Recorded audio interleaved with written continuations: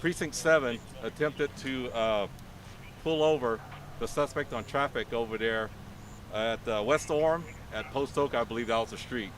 So he ran that stop sign from what I understand, and when they tried to initiate the traffic stop, he just kept running. So he made several loops around the neighborhood here from what I understand, and then he ended up here behind us at Kellum and what was the name of that street? Behind us, Kellum and well, 1 block south of here is where he ended up.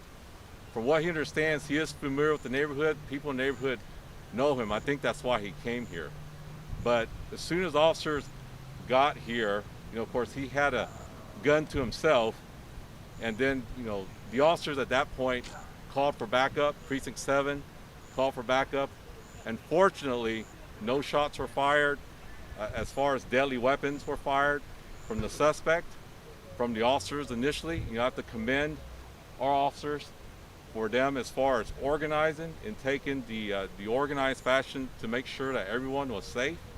This thing could have ended deadly tonight, but very fortunately it did not. Again, I have to commend the officers here in the scene.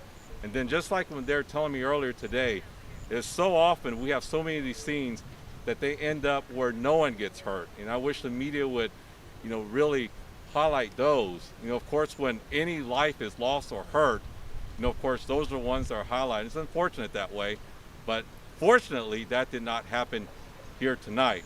What we did find out, the suspect, he did run tonight because he did have a warrant, felony warrant. And of course, he had a weapon also, so that would be another charge on him. And then from what I understand also, he did not want to go back to jail. So of course, all those reasons combined, and from what I understand also, he was on Facebook Live too. So all these different nuances of this chase, of this standoff tonight. And again, I have to commend the officers here and SWAT for their restraint, for how they handled everything, and for the neighborhood here. From what we understand, a lot of the neighbors here knew him. And then of course they were appealing to us not to hurt the individual. And we were assuring the citizens here that, hey, look, we have a job to do here tonight. We understand that you are concerned for your friend, family member, and that we're going to do our best to make sure this thing ends up peacefully. And again, the situation here ended up very peacefully tonight.